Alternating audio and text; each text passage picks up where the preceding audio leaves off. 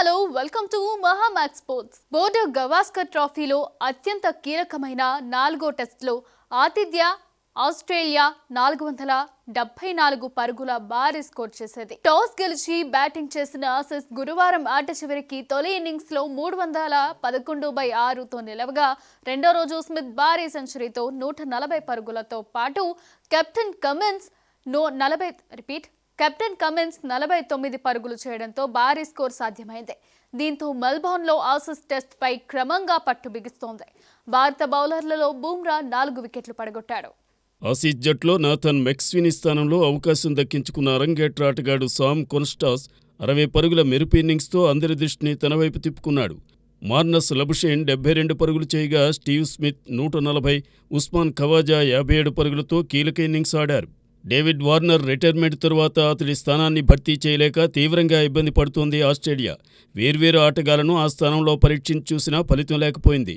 ప్రస్తుత సిరీస్లోనూ తొలి 3 మ్యాచుల్లో కొత్త ఆటగాడు నాథన్ మెక్స్వీని ఆడించి చూశారు.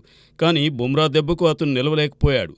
దీంతో తన స్థానంలో మరో కొత్త కుర్రాడు 19 ఏళ్ల సామ్ కొన్స్టాస్ను తీసుకొచ్చారు. అతను కూడా మెక్స్వీన్ లాగే బుమ్రాను ఎలా ఎదుర్కోవాలో తెలుసని, అందుకు తన దగ్గర ప్రణాళిక ఉందని ధీమా వ్యక్తం చేస్తే అది మేకపోతు గాంభీర్యంలా కనిపించింది. కానీ కొన్స్టాస్ నిజంగానే ఓ ప్రణాళికతో అడుగుపెట్టాడని అతడి ఆట చూస్తే కానీ అర్థం కాలేదు. బుమ్రాను ఆచితూచి ఆడితే కష్టమని, అతడి బౌలింగ్లో ఎదురుదాడి చేయడమే మార్గమని అతను నిర్ణయించుకుని బరిలోకి దిగినట్లున్నాడు. అడ్డదిడ్డంగా షాట్లాడి బుమ్రా లైన్ను దెబ్బతీస్తే మొత్తంగా భారత బౌలింగే గాడి తప్పుతుందన్నట్లుగా అతను ఆడాడు. అతడి ఆలోచన మంచి ఫలితాలే ఇచ్చింది. బుమ్రా తొలి ఓవర్లోనే రివర్స్ స్వీప్ కోసం ప్రయత్నించి చూశాడు కొన్స్టాస్, కానీ గురి కుదరలేదు. బుమ్రా తరువాతి 2 ఓవర్లలోనూ షాట్లకు ప్రయత్నించినా ఫలితం లేకపోయింది. కానీ ఇన్నింగ్స్ 7వ ఓవర్లో కొన్స్టాస్ శ్రమకు ఫలితం దక్కింది. వరుసగా స్కూప్తో 4, రివర్స్ స్కూప్తో 6 బాదేశాడు. అదే ఓవర్లో రివర్స్ స్కూప్తో ఇంకో 4 కొట్టాడు సామ్. బుమ్రా వేసిన మరో ఓవర్లోనూ 2 4లు 1 6 బాదాడు. ప్రపంచ అత్యుత్తమ పేసర్ బౌలింగ్లో అరంగేట్ర ఆటగాడైన కొన్స్టాస్ 2 ఓవర్లలో 32 పరుగులు రాబడ్డంతో 87,000 మందితో నిండుగా ఉన్న మెల్బోర్న్ స్టేడియం హోరెత్తిపోయింది. కొన్స్టాస్ తరువాత కూడా అదే దూకుడు కొనసాగించాడు. ఆ 2 ఓవర్లు మినహా బుమ్రా అతన్ని బాగానే కట్టడి చేశాడు. అయితే సిరాజ్ అంత ప్రభావవంతంగా బౌలింగ్ చేయలేకపోయాడు. ఆకాశ్ దీప్ కట్టుదిట్టంగా బంతులేశాడు. మరో ఎండ్లో ఖవాజా ఆచితూచి బ్యాటింగ్ చేస్తూ వీలు చిక్కినప్పుడల్లా బౌండరీలు కొట్టాడు. వికెట్ కోల్పోకుండా 18 ఓవర్లకు ఆసీస్ పటిష్ట స్థితిలో నిలిచింది. ఈ దశలో జడేజా కొన్స్టాస్ను వికెట్ల ముందు దొరకబుచ్చుకుని భారత్కు తొలి వికెట్ అందించాడు. తరువాత ఖవాజాకు లబుషేన్ తోడవడంతో ఆసీస్ ఇన్నింగ్స్ సాఫీగానే సాగిపోయింది. రెండో సెషన్లోనూ భారత్కు 1 వికెట్టే దక్కింది. కానీ ఎంతో కట్టుదిట్టంగా బంతులేసిన భారత బౌలర్లు ఆసీస్కు పెద్దగా స్కోరు చేసే అవకాశం ఇవ్వలేదు. లంచ్కు ముందు 25 ఓవర్లో 4.48 రన్ రేటుతో 112 పరుగులు చేసిన ఆసీస్ రెండో సెషన్లో ఖవాజా వికెట్ను కోల్పోయి 28 ఓవర్లో 2.29 రన్ రేటుతో 64 పరుగులే చేయగలిగింది. ఖవాజా, లబుషేన్ మరీ నెమ్మదిగా ఆడారు. క్రీజులో పాతుకుపోయిన ఖవాజా బుమ్రా బౌలింగ్లో ఒక షాట్ గురితప్పి రాహుల్ క్యాచ్ ఇచ్చాడు. 3వ సెషన్లో ఆసీస్ మళ్లీ పరుగుల పంట పండించుకుంది. తొలి 2 సెషన్లలో 2 వికెట్లే తీసిన భారత్ టీ తర్వాత మాత్రం 4 వికెట్లు పడగొట్టింది. కానీ స్మిత్ దూకుడుగా ఆడి భారత్కు పైచేయి సాధించే అవకాశం లేకుండా చేశాడు. అతను పదే క్రీజ్ బయటికి వచ్చి షాట్లాడాడు. అతడి స్ఫూర్తితో లబుషేన్ కూడా షాట్లకు దిగాడు. కానీ ఆ ప్రయత్నంలోనే సుందర్ బౌలింగ్లో లాంగ్ ఆఫ్లో కోహ్లీకి దొరికిపోయాడు. హెడ్ క్రీజులోకి రావడంతో బుమ్రాను తిరిగి బౌలింగ్ తీసుకొచ్చిన కెప్టెన్ రోహిత్ ఫలితం రాబట్టాడు. బాల్ ఆఫ్ ద డే అనిపించే ఇన్స్వింగర్తో హెడ్ను 0కే బౌల్డ్ చేశాడు బుమ్రా. బంతిని ఆడకుండా వదిలేసిన హెడ్ బెయిల్ లేచిన విషయం అర్థమై వెనక్కి తిరిగి చూడకుండా వెళ్ళిపోయాడు. కాసేపటికే మిచెల్ మార్ష్ను కూడా బుమ్రా 4 పరుగులకే అవుట్ చేయడంతో ఆసీస్ 2 వికెట్ల నష్టానికి 237 నుంచి 5 వికెట్ల నష్టానికి 246కు చేరుకుంది. అదే ఊపును బౌలర్లు కొనసాగించి ఉంటే ఆస్ట్రేలియా ఆలౌట్ అయిపోయేదే. కానీ కెరీర్లో కీలక భాగస్వామ్యం నెలకొల్పిన స్మిత్ చివర్లో ఆకాశ్ దీప్ క్యారీని అవుట్ చేయగా కాసేపటికే తొలి రోజు ఆట ముగిసింది. రెండో రోజు ఆట ప్రారంభం నుంచి స్మిత్ రెచ్చిపోయాడగా అతనికి కమిన్స్ అండగా నిలిచాడు. దీంతో ఆసీస్ను తొందరగా అవుట్ చేయాలనుకున్న భారత్ ఆశలు వమ్మయ్యాయి. ఇద్దరూ ధాటిగా ఆడడంతో రెండో రోజు స్టీవ్ స్మిత్ 140 పరుగుల భారీ సెంచరీ నమోదు చేసి అవుట్ కాగా పాట్ కమిన్స్ 49 పరుగుల విలువైన ఇన్నింగ్స్ ఆడాడు. భారత బౌలర్లలో జస్ప్రీత్ బుమ్రా 4, రవీంద్ర జడేజా 3, ఆకాశ్ దీప్ 2, సుందర్ 1 వికెట్టు పడగొట్టారు. చివర్లో ఆసీస్ టెయిలెండర్లు దాదాపు 9 ఓవర్ల పాటు వికెట్ ఇవ్వకుండా టీమిండియా బౌలర్ల సహనాన్ని పరీక్షించారు. అయితే బుమ్రా బౌలింగ్లో లయన్ చివరి వికెట్ రూపంలో పెవిలియన్కు చేరడంతో ఆసీస్ తొలి ఇన్నింగ్స్ 474 పరుగుల వద్ద ముగిసింది. బోర్డర్ గవాస్కర్ ట్రోఫీలో టీమిండియా కెప్టెన్ రోహిత్ శర్మ వైఫల్యాల పరంపర కొనసాగుతోంది.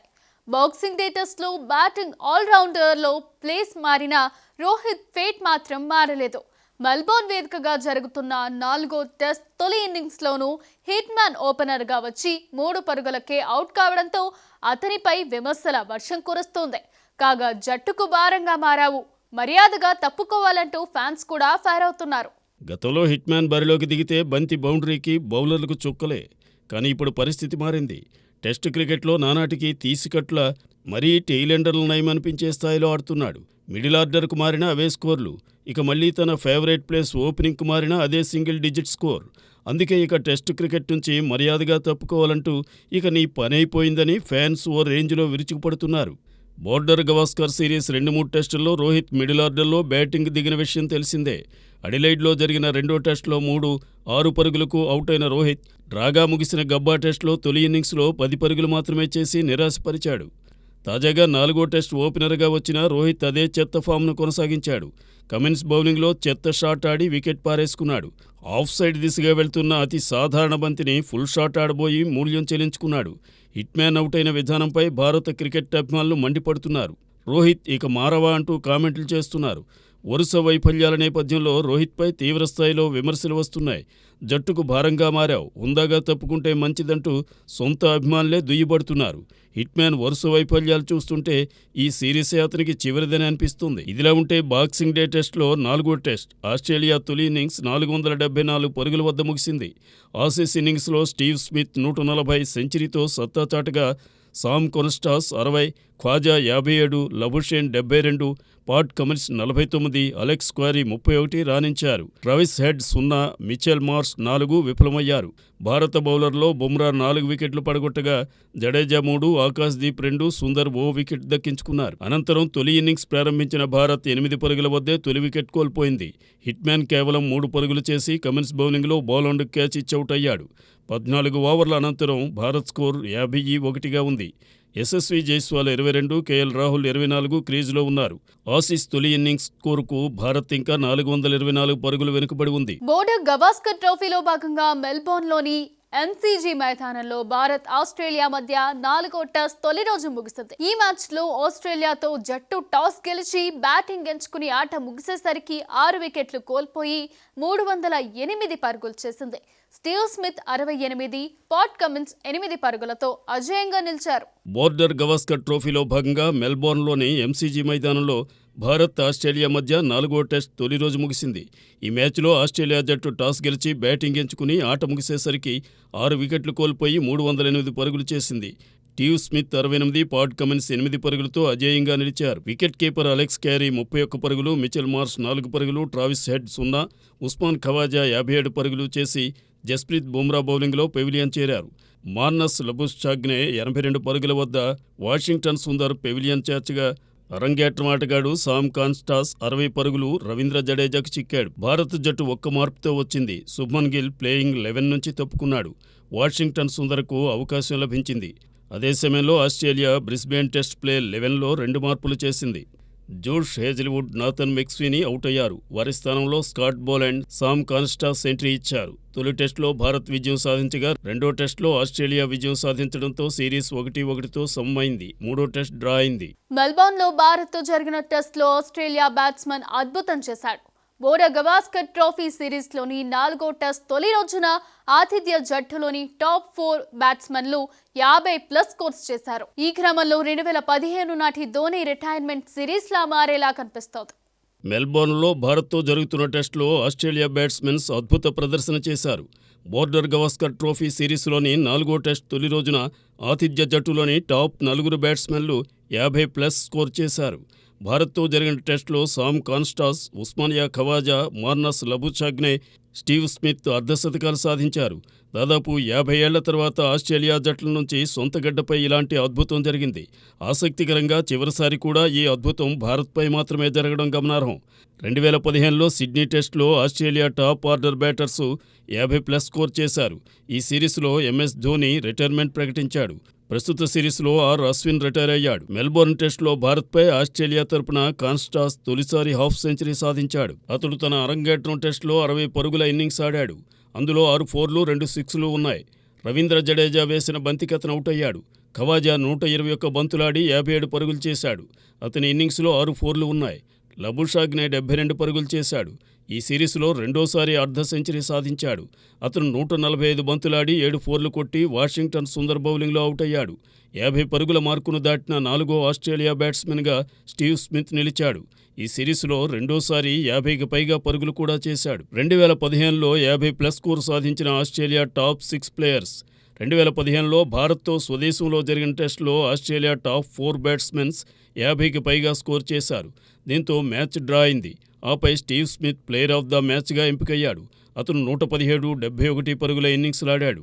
2015లో సిడ్నీ టెస్టులో ఆస్ట్రేలియా తొలి ఇన్నింగ్స్లో Chris Rogers 95, David Warner 101, Shane Watson 81, Smith 117, Shaun Marsh 73, Joe Burns 58 పరుగులు చేశారు. పర్త్లో అద్భుతమైన సెంచరీ చేసిన కోహ్లీ ఆపై మ్యాచ్లలో తన ఆటలో తగ్గుదలపై స్వయంగా వ్యాఖ్యానించారు. కోహ్లీ టెస్ట్ క్రికెట్లో కొత్త పిచ్ల సవాళ్లను స్వీకరించి తన క్రమశిక్షణను మరింత మెరుగుపరచాలని నిశ్చయించుకున్నారు. మెల్బోర్న్ మైదానం తనకు ప్రత్యేకమైన జ్ఞాపకాలతో నిండిన ప్రదేశమని పేర్కొన్న కోహ్లీ సిరీస్ను గెలవడం భారత్కు కీలకమని చెప్పాడు. ఎస్సీజీలో మరింత పోటీభరిత ఆటను ఎదుర్కొనేందుకు జట్టు సిద్ధమవుతోంది. పెర్త్లో అజేయ సెంచరీతో శక్తివంతమైన ప్రదర్శన చూపించిన విరాట్ కోహ్లీ ఆ తరువాతి ఇన్నింగ్స్లో తన ఆటలో పేలవ ప్రదర్శన గురించి రవిశాస్త్రితో ఓపెన్గా మాట్లాడాడు. కోహ్లీ స్వయంగా తన నిర్లక్ష్యాన్ని అంగీకరించి ప్రస్తుత సిరీస్ 1-1 సమంగా ఉందని చెప్పాడు. తన ఆట తీరుపై కోహ్లీ రవిశాస్త్రితో ఒక ప్రత్యేక సంభాషణలో మాట్లాడుతూ ఈ పిచ్చులకు అనుగుణంగా నా విధానాన్ని మార్చుకోవాల్సి ఉంది అని అన్నాడు. టెస్ట్ క్రికెట్లో ఎదురయ్యే సవాళ్లను గురించి విరాట్ తన క్రమశిక్షణను మరింతగా మెరుగుపరచాల్సిన అవసరాన్ని గుర్తు చేసుకున్నాడు. అతని మాటల ప్రకారం ప్రతి ఆటగాడి శక్తి, సమర్థతను జట్టు అవసరాలకు తగ్గట్టు ఎలా మలచాలో అర్థం చేసుకోవడమే విజయం సాధించడానికి కీలకం. కోహ్లీ తన వ్యక్తిగత ప్రణాళికతో ముందుకు సాగుతున్నట్లు పేర్కొన్నాడు. తన క్రమశిక్షణే విజయానికి మూలమని స్పష్టం చేశాడు. ఈ నేపథ్యంలో మెల్బోర్న్లో టెస్ట్ క్రికెట్కు ప్రత్యేక స్థానం ఉందని కోహ్లీ భావించాడు. ఎంసీజీ తన గత రికార్డును ప్రస్తావిస్తూ ఈ మైదానంలో గడిపిన ప్రతి క్షణం చిరస్మరణీయమైంది. నా గత విజయాలు నాకు ఎంతో విశ్వాసాన్ని ఇచ్చాయని చెప్పాడు. భారత్ జట్టు సిరీస్లో ముందంజ వేసే ప్రయత్నంలో ఎస్జీజీకి ప్రయాణించే ముందు ఈ టెస్ట్ను గెలవడం తప్పనిసరని కోహ్లీ అభిప్రాయపడ్డాడు. ఈ రోజు మెల్బోర్న్లో ఆస్ట్రేలియాతో జరుగుతున్న 4వ టెస్ట్ మ్యాచ్లో విరాట్ ఉద్దేశపూర్వకంగా ఆసీస్ ప్లేయర్ కోన్స్టాస్ ను కవ్వించే ప్రయత్నం చేశాడు. ఈ ఘటనపై ఐసీసీ ఆగ్రహం వ్యక్తం చేసింది.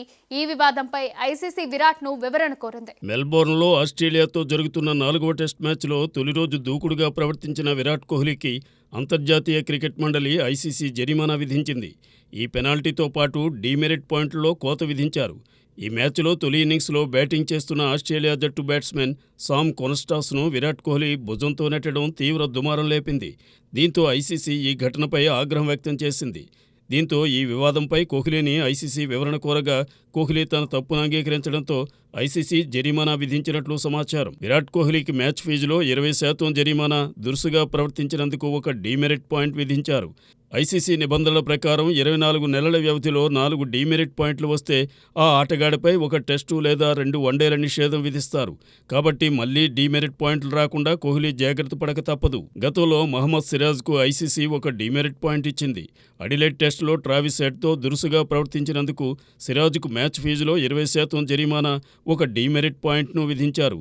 దీంతో మహమ్మద్ సిరాజ్ బ్రిస్బేన్, మెల్బోర్న్ టెస్టుల్లో ఆచితూచి వ్యవహరిస్తున్నాడు. ఇవి వాల్టి మహామాక్స్ స్పోర్ట్స్ అప్డేట్స్. మరిన్ని అప్డేట్స్ తో మళ్ళీ కలుద్దాం.